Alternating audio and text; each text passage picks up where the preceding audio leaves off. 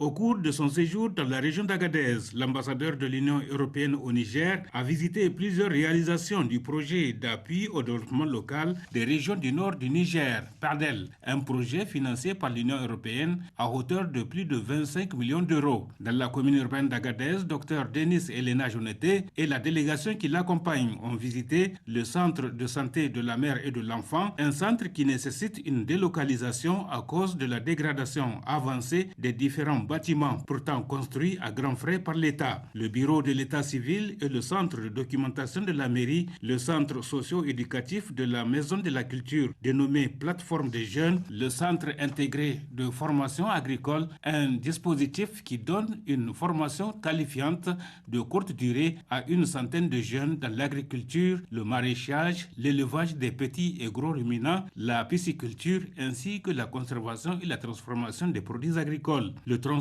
Agadez-Tigidit, long de 62 km et qui constitue une partie de la route Agadez-Zender. À Bilma, l'ambassadeur de l'Union européenne au Niger a visité l'hôpital de district ainsi que le château d'eau et le nouvel hôpital de référence, deux infrastructures entièrement financées par l'Union européenne. Enfin, à Dirkou, la piste d'atterrissage qui bénéficie des travaux de réhabilitation et de prolongement ainsi que le centre de transit de l'OIM ont également été visités. Aussi, l'ambassadeur de l'Union européenne au Niger n'a pas dérogé à la tradition en rendant une visite de courtoisie à son Altesse le Sultan de l'Aïr. À l'issue de toutes ces visites et rencontres, l'ambassadeur de l'Union européenne au Niger a livré ses impressions. Ce sont des réalisations très importantes.